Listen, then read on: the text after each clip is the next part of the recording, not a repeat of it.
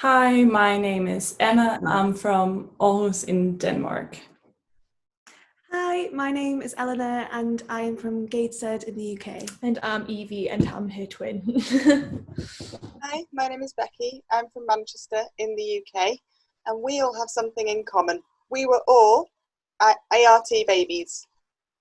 Thank you, that's fabulous. I'm Kevin McEleny and I'm speaking to these remarkable young ladies today on behalf of All About Fertility. So basically, Emma, how did you come to be?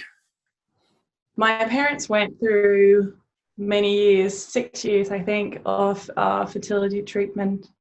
And then at some point they decided to use a sperm donor. And because this was early on, it was an anonymous sperm donor. At that point, you didn't have any other option. So I've always known that I was donor conceived and that my parents were my parents, but that they had help from someone we did not know. Yeah. Great. So can you remember a precise moment of being told, or is it just something you always grew up knowing? No, I don't have any memory of a certain time when I was told, because my parents made like a small children's book. So we read this as a nighttime story. It was like a nice story about two people who loved each other and wanted a child, and it wasn't easy. And then some nice man helped them to make this possible. So I've understood more and more gradually. So I don't have a memory of the day I was told, and I think that's really nice. It never came as a shock, and it's just been part of my life always and part of our family. I think that's fabulous, and I think that's exactly how the experts say it should be done. I mean, that's really good. And if you really think about it, Emma, a lot of people will grow up in families where the man who looks after them is the dad, may not be the biological father. It's not really that unusual, is it, if you think about it nowadays? No, it's not at all. I mean, many people grow up like this and just not knowing, and it hasn't really been a problem. Also, my sisters are my dad's biological, and they are twins because of new methods. But family dynamics change, and this is just a new way of being a family, and it's never really been a big issue for any of us. Fantastic. I can just ask you, you mentioned at the time that you came to be that it was anonymous only, and nowadays it's generally in many countries an option where they can find out the identity of the biological donor. What's your thoughts on that? Would you have liked to find out the identity of the donor, or?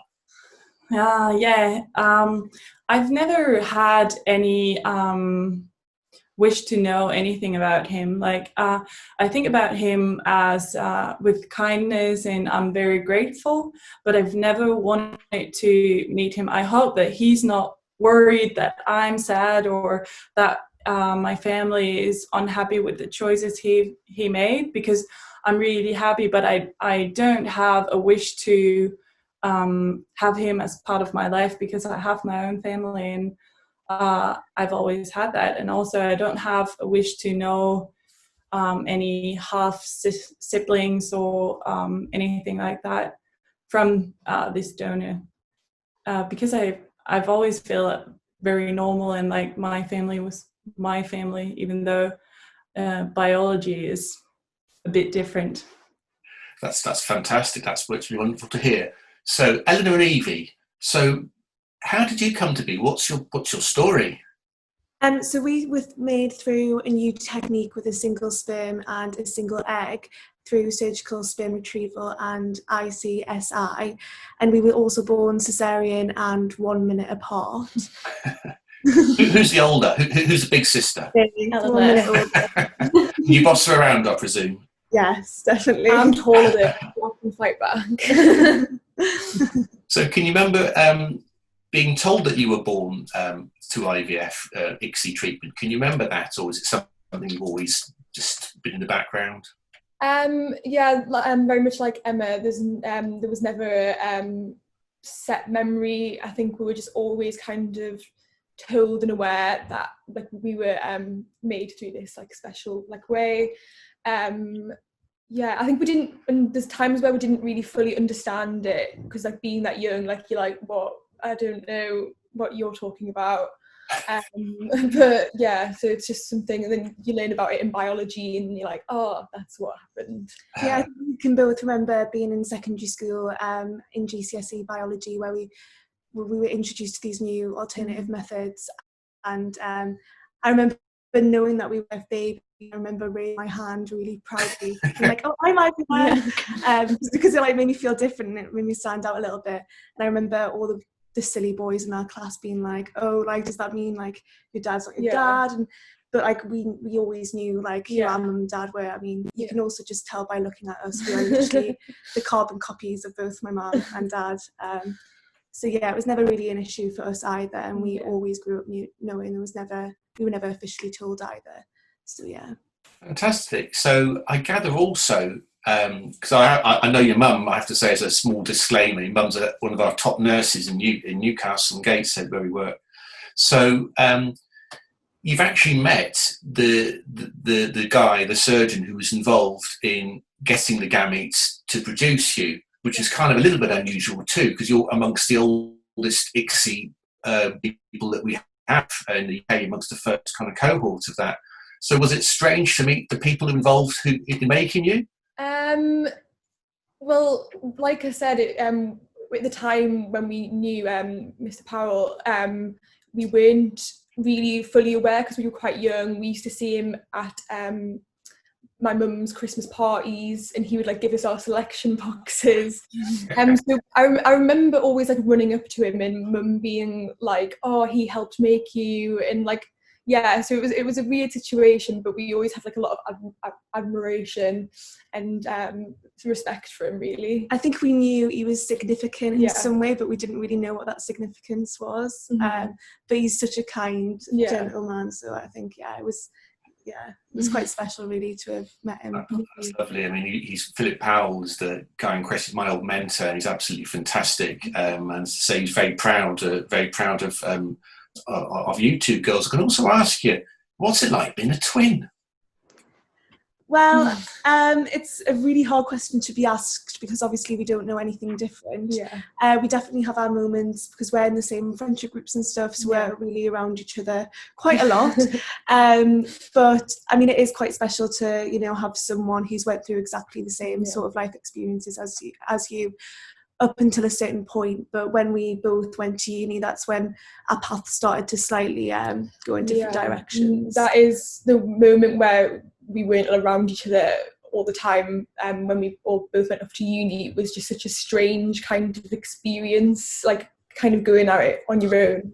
But it was really important, I think, and valuable because you've got to kind of learn to like be on your own. And we're very happy to be independent from one another, and then to come back together whenever we need to. So Fabulous. So Becky, what was it like for you? Yeah, so I just recently turned 30, so it was a while ago. My parents went through IVF when it was kind of in the beginnings. Obviously, it had been around since the 70s, but it was still very much not spoken about. And they went through and had a cycle and had me. Fantastic. And I gather that you've got recently married. Congratulations. Let's give Becky a quick round of applause for getting married in lockdown. Thank you. So what's the lucky man's name? It's Matthew. So hi Matthew. So how did you meet Matthew? We met at university. So I went to uni to study science because I always loved science. And I studied human genetics, and I met Matt, and he was studying a different course at the same time. Fantastic. Well, he's a lucky guy, I'm sure that we'll all agree. So, Emma, I gather you're actually a student nurse. Is that right? Mm-hmm.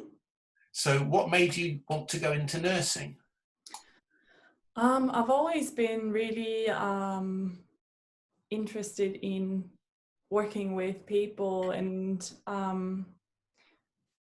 other people's health and well-being. So I think that was when my interest started. And then my parents are both doctors, so we've always heard a lot about the industry. Yeah. Yeah. And are you interested in doing any particular branch of nursing? Anything you'd like to do? When I started, I wasn't sure, but actually when I started to study nursing, that was when I experienced that there was an interest in my donor conception, because people started to ask me, and I had a friend who's going into fertility treatment, and she asked me about this. So that was when my interest started, because before that I felt very ordinary, and I didn't feel like it could be something that other people cared about. But then I experienced that this could be something that other people could benefit from. Absolutely. And when do you finish your training? I finished my training in January this year. Wow. So if there's any fertility clinics out there looking for a top nurse who's going to really transform their clinical services, look no further than young Emma, who's finishing next January. Fantastic. But as well as that, you've also had time to do something else. Is that right? Yeah, I've just finished my book, which was a project in the light of what I've just told from my friend about being donor conceived, where I've told my own story and how we went about it in my family, but also ask different experts and doctors about their experiences and how you can go about it as a couple without it being too hard on the relationship and things like that. Like, my hope is that it could help families go through this process and give them hope and ideas for how to speak about a very different and difficult sometimes subject. That's absolutely fantastic. So how hard to write whilst doing your studies? Oh, I think it's been really hard. And if I had known how long and how much it would take, I probably wouldn't have done it. But I'm really happy about it, and it's come along very nice, and I'm happy about the result, but it's been quite a journey. That's absolutely fantastic. And what's the title of the book, and when will it be launched in English? Yeah, I don't know yet, but the title is, if you translate it, it would be Donor Conceived, A Wanted Child. In Danish, it's Donorbarn, et ønskebarn. Fantastic. I'll put that through my Google Translate just to check up on it. And yeah. and when it's into English, please can I have a signed copy? That would be absolutely a little bit fantastic. That's an amazing achievement, and very well done indeed. So Evie and Eleanor, what do you study and where? I study history at University College London. And I study English literature at Newcastle University. So what inspired you into the humanities? What do you like about that? What attracted you to those sorts of degree courses? I think for me with history, I've always sort of loved learning about the past. My mum is like very big on history and history documentaries. So we were kind of brought up with it really. And we both kind of love writing and that sort of thing. For me, I've just always loved reading and always want to like know more about like a book and like analyze it, and I do the same with like films and TV as well. So yeah, it was just kind of a natural calling for me. Do you have a particular history area that you're interested in? I mostly do sort of 20th century history. I'm looking to write my dissertation on Asian history specifically. So that's kind of my main focus for my final year. And what books do you like to read? What do you have a particular genre that you're interested in? Well, mainly comics. Do you do those? Pardon? Football comics. Are they particular? No, maybe not. Definitely not. I'm very interested in like the turn of the century sort of thing, like up to like the 20s and like modernisms and stuff like that. Yeah. So have you had any particular things that you've done at university that you found interesting? Anything special you think you've done? Well, I've just found out that I am the arts editor of the student newspaper this year, so that's very exciting. Wow. So does that mean you have to wear like polo tops and sort of dark glasses I've indoors? got to become a visionary editor now. Fantastic. Is working in journalism something that you might be interested in doing in the future? Yeah, I mean, it's a very hard career to get into, but it would be really, really exciting if I could kind of get my foot in the door into that. Or maybe you could publish Emma's book in English. That could, Yeah, you could be like. That's another option. Where do you think history might take you? I'm considering law at the minute, and maybe going and doing a law conversion from my history degree after my final year. But you're not going to sue doctors, are you? That's not what you're going to do. No, definitely not. Pleased to hear it. Obviously, we have to cut that segment out if it's answered differently. Rebecca, you've got a special job, haven't you? You've got a secret you've been keeping from us, haven't you? So where do you work and what do you do? So I'm an embryologist, a clinical embryologist, and I work for the Hewitt Fertility Centre, which is part of the Liverpool Women's Hospital. Wow, the famous Hewitt. So you're actually an IVF baby who's gone on to become an embryologist. Yes. That's absolutely remarkable. You must be about the only one. There are a couple of us, but not many. Fantastic. And how have you found your training? Have you enjoyed it? I've really enjoyed my training. I think having my background has given me a really good insight into this, and a really different insight into the field. So obviously, as scientists, we all learn the scientific background, but I think having that emotional background as well, and being able to have the conversations with my parents about how they felt going through treatment really sort of increases the amount of empathy I have with patients when I'm having easy or difficult discussions. It just helps a lot. So have you actually told your colleagues, have you told the patients that you deal with your origins, and how do they react? Yeah, so all my colleagues know, and they all think it's a bit crazy. But well, also, I guess they all do now, don't they? But yeah, but really exciting. I've told a couple of patients. I generally don't disclose it every time to every patient, simply because I want their treatment to be about them. However, if a patient has directly asked me if I know anyone conceived by IVF, which I have asked in the past, I have been able to say, well, actually, yes.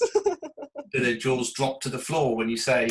They look a little bit confused for a second, yeah. You point out it's not a prerequisite. You don't have to be an IVF baby to work in an IVF centre. Job description. So, really, Rebecca, you've got quite a unique perspective on the whole thing, because you can kind of see it from both sides. So during your journey, during your, getting to the point where you are now, what have you learned? What can you tell us about things that we don't do well, or what could we do better? I think as a field, the thing we do so well is we're really willing to learn and adapt. So with new technology and new discoveries in the field, we're really willing to take those and adapt them into practice and make changes that will hopefully improve outcomes for our patients. So we're really good at that. I think from conversations I've had with people around IVF, I think there's far less stigma attached to it now than there ever has been in the past, and I think it's only getting lower, which is brilliant. And I think we don't even really think about people's method of conception unless it comes up in conversation. And I think that's the way it should be, and that's nice. It doesn't need to be discussed. You don't need it stamped on your forehead that you work from IVF, but at the same time, it's something to be proud of. We worked hard to be here. So that's fantastic. So I think really just to say that you're really a remarkable group of young women, not so much from where you've come from, but really where you're going. You're all incredibly successful and you're doing amazing things. Clearly, I've learned from speaking to you that your origins haven't really had much impact on kind of who you are. It hasn't really affected you in any way. You're just normal young women doing your thing, making your way in the world, which is fantastic. I think really it's been fantastic speaking to you. Thank you so much for doing this for us. I think it's going to give a lot of people a lot of, I was going to say entertainment, that's probably not quite the right word, but it'll give people lots of food for thought to see you. And I think that's going to be it. So thank you ever so much. Goodbye, Emma. Bye. Goodbye, Evie, Eleanor. Goodbye, Becky. Bye. Bye.